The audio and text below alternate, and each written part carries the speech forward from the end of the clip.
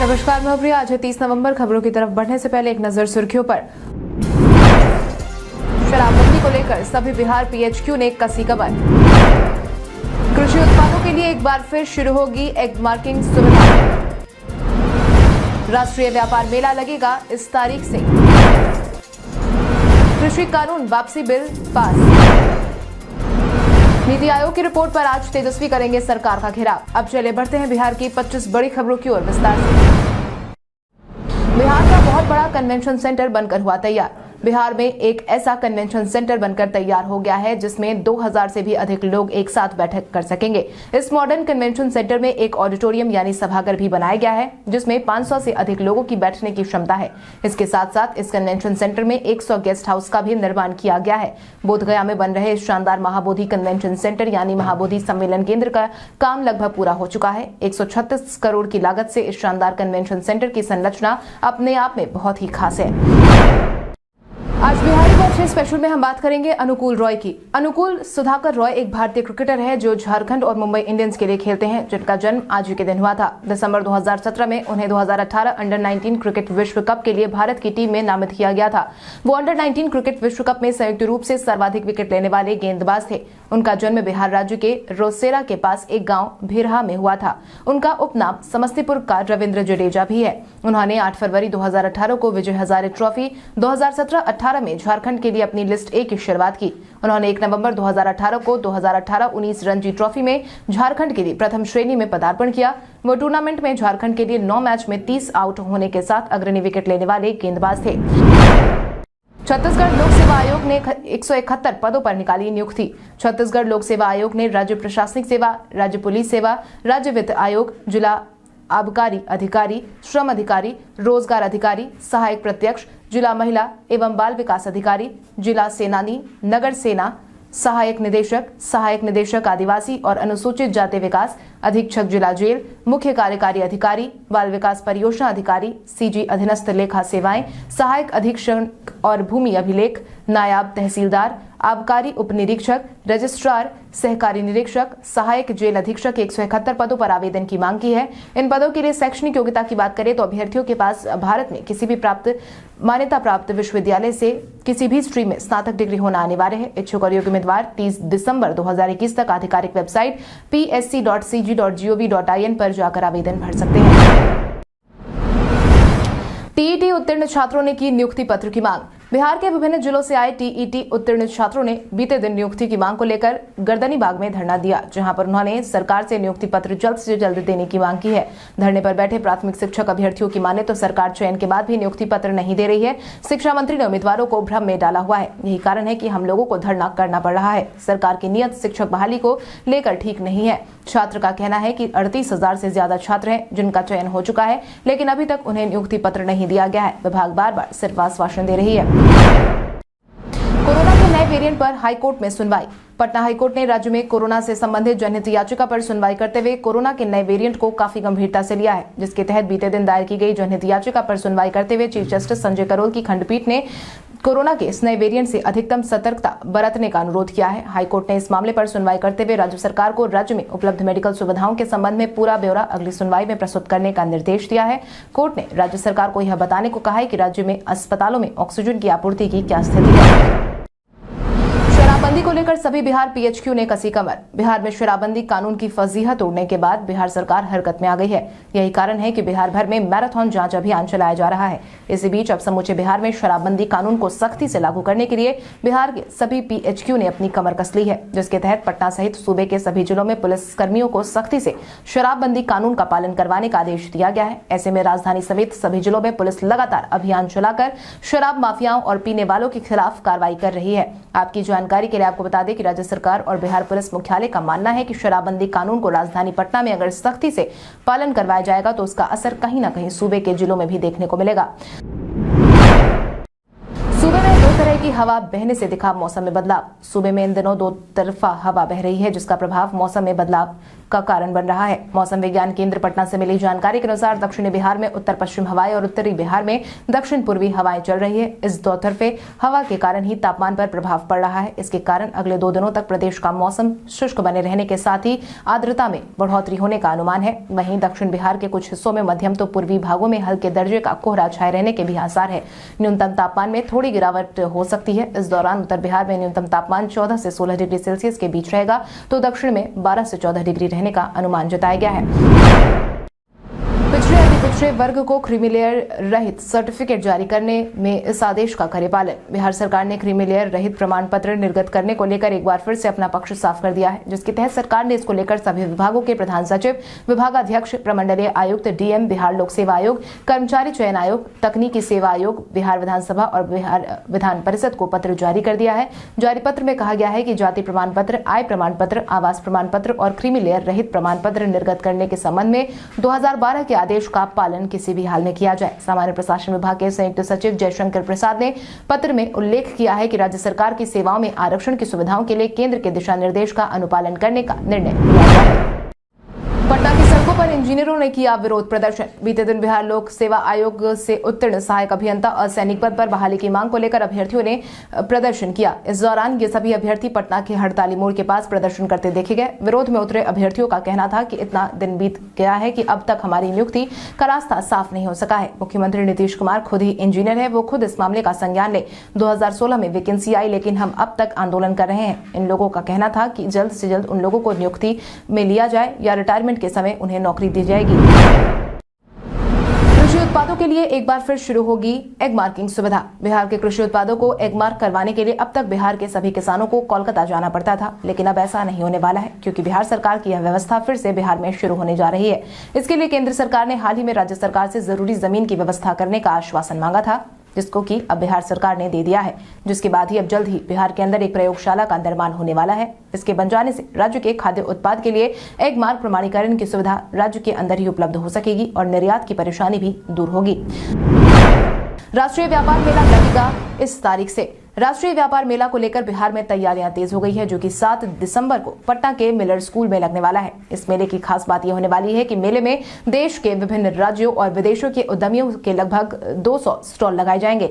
मिली जानकारी के अनुसार मेले में गुजरात, महाराष्ट्र, आंध्र प्रदेश, झारखंड, उत्तर प्रदेश, दिल्ली, कश्मीर, सिक्किम सहित विभिन्न राज्यों के व्यापारी शामिल होंगे। मेले में प्रवेश के लिए एंट्री टिकट लगाया जा रहा है। व्यापार मेला 21 दिसंबर तक रेशम बुनकर खादी ग्रामोद्योग संघ, nice India exhibition and event management और असंगठित व्यापार विकास परिसंघ के संयुक्त बैनर तले आयोजित होगा। बिहार बुनकर कल्याण समिति के सदस्य अलीम अंसारी ने पत्रकारों से बातचीत करते हुए इस बात की जानकारी दी है। साथ ही ये भी बताया है कि मेले में मनोरंजक कार्यक्रम के साथ साथ विभिन्न प्रतियोगिताओं का आयोजन भी किया जाएगा। भू अर्जन पदाधिकारी निकला करोड़पति। इन दिनों बिहार सरकार के काम में लगे सरकारी अधिकारियों के लगातार करोड़पति बनने की जानकारी निकल करके सामने आई है। इसी कड़ी में बीते दिन रोहतास के भू अर्जन पदाधिकारी राजेश कुमार गुप्ता की संपत्ति का हिसाब किताब लगाना शुरू कर दिया गया है। निगरानी अन्वेषण ब्यूरो की छापेमारी के बाद जमीन जायदाद के मिले कागजात और मकान की भव्यता देख जांच से जुड़े अधिकारी तक हैरान है।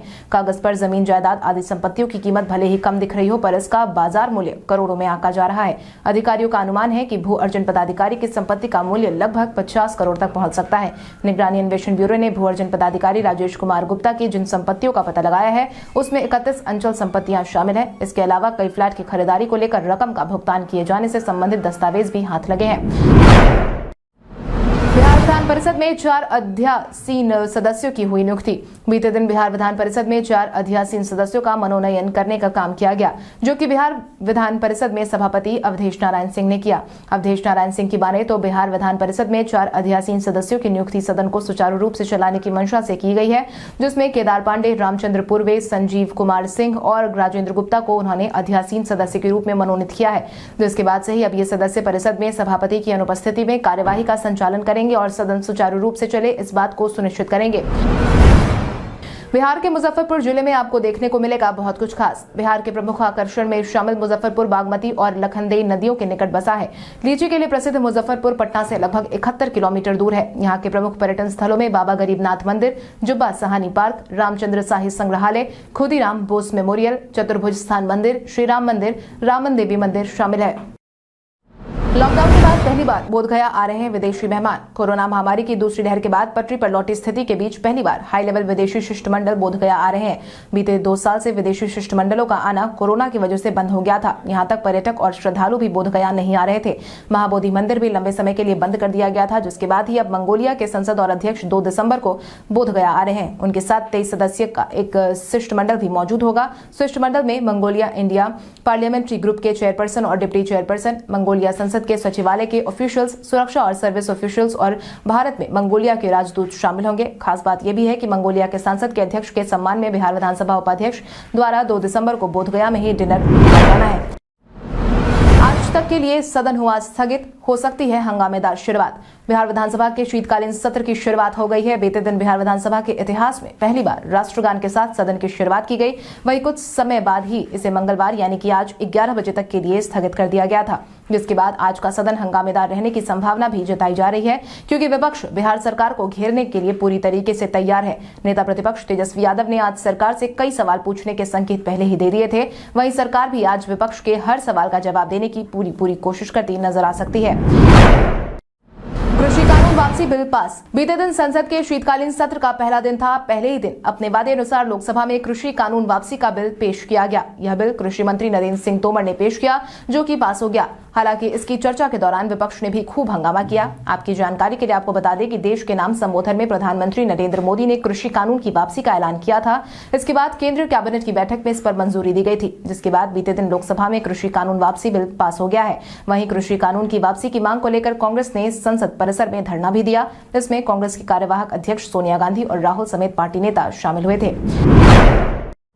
यूपी चुनाव में सपा को राजद का साथ। बिहार में जारी राजनीतिक उठापटक के बीच बिहार में उत्तर प्रदेश चुनाव को लेकर भी तैयारियां तेज हो गई हैं, जिसके तहत यूपी में तो राजनीतिक पार्टियां अपनी एड़ी चोटी का दम तो लगा ही रही है। अब बिहार में भी उत्तर प्रदेश चुनाव को लेकर हलचल बढ़ गई है। वहीं बीते दिन तेजस्वी के आगामी चुनाव में सपा का समर्थन करने के साथ ही उत्तर प्रदेश के विधानसभा चुनाव की आंच यहां और ज्यादा सुलगने लगी है, जहां सत्तारूढ़ भाजपा दोबारा से यूपी पर कब्जा जमाना चाह रही है। वहीं दूसरी तरफ तेजस्वी समेत सभी विपक्षी दलों ने भाजपा को सत्ता से हटाने की रणनीति के साथ काम करना शुरू कर दिया है, जिसके तहत नेता प्रतिपक्ष तेजस्वी यादव ने सोमवार को मीडिया कर्मियों से कहा कि उनकी पार्टी ने पश्चिम बंगाल में ममता बनर्जी की तृणमूल कांग्रेस का साथ दिया था, क्योंकि वहां भाजपा को वही हरा सकती है।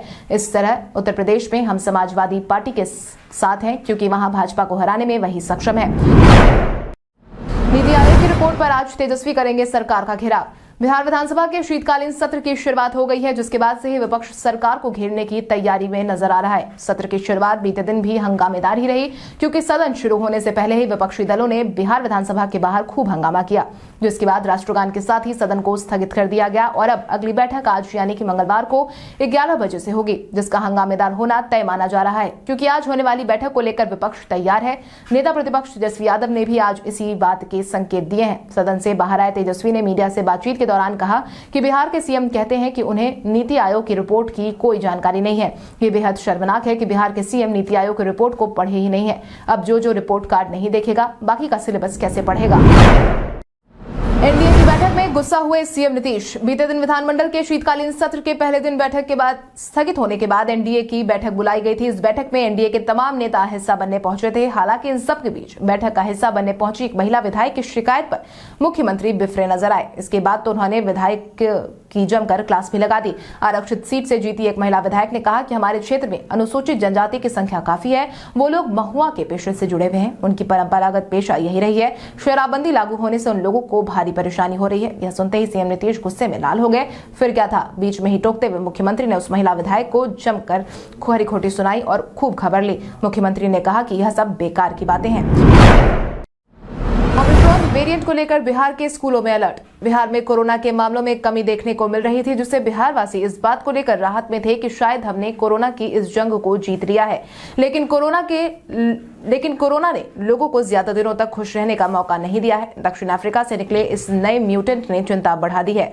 यही कारण है कि दूसरी लहर का दर्द झेल चुका बिहार और देश अभी से ही तैयारियों में जुट गया है। बिहार के भी स्कूलों में अलर्ट नए वेरिएंट ओमिक्रॉन को लेकर जारी कर दिया गया है।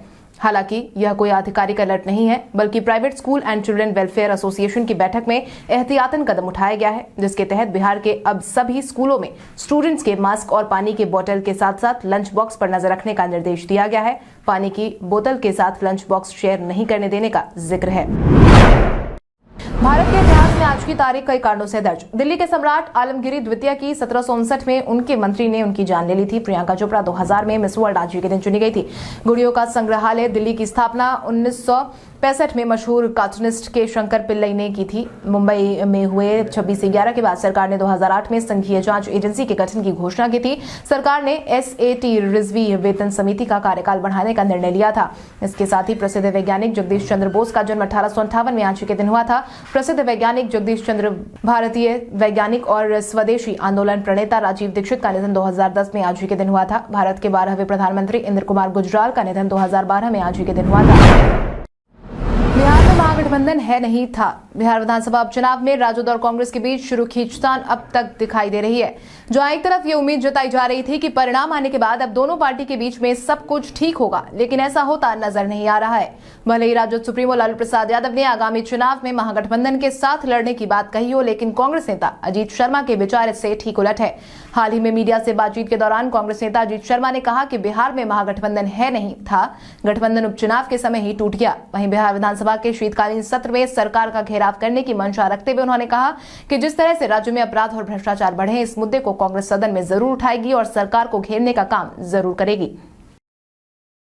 अब आइए जानते हैं सराफा बाजार और पेट्रोल डीजल के क्या थे भाव। अगर हम सराफा बाजार की बात करें तो सोने का भाव 29 नवंबर को 22 कैरेट के लिए प्रति 10 ग्राम 46,130 रुपए था।